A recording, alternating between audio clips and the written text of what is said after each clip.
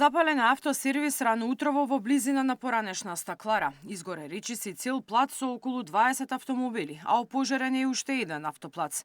Со брзата интервенција на пожарникарите избегната е тешка катастрофа, бидејќи до сервисот се наоѓа поголем електричен столб.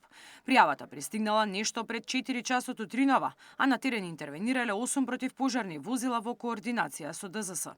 Пожарот е подметнат според снимките кои се објавени од безбедносните камери. Се гледа како едно лице се прекачува преку ограда и врз автомобилите и истура бензин, а потоа ги пали и бега.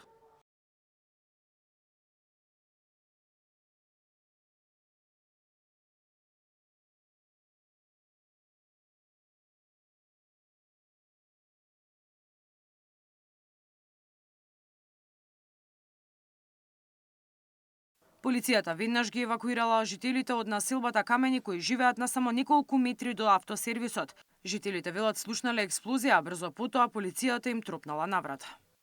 Живеам на некои 50 на метри од објектот каде што гореше. Сабалето се слушна прво една, така да речеме, послаба експлозија. После тоа дојде полицијата, ме замоли да се евакуирам и не тргна сите овдека што сме во улицата, горе, најгоре на улицата на безбедно место. Пожарната беше присутна. Пламенот беше многу голем, сепак се работи за автосервис, каде што има гуми, има улје. Дел од возилата верувам дека биле со дел од гориво внатре, сепак мислам не беше седно да го гледате тоа и да стравувате за својот дом. Имаше чад густ, се креваше од кај сервизите. И моравме да се оддалечиме од дома. Излеговме надвор, сите комши од околу што живееме тука. Имаше експлозии. Имаше вајда таму дека и фарбаат коли. Се случувало ли некој ваков инцидент порано? Пред едно 10 години на истиот исто имаше се запали, а што како не знаеме дали нешто од. Собственикот на сервисот не сакаше да зборува јавно, но вели овде работи со години и со сите добро живее во околината.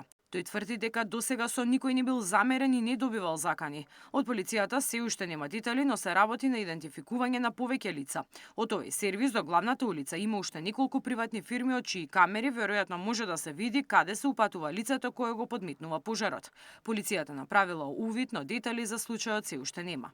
Мирјана Давидовска, Сител телевизија.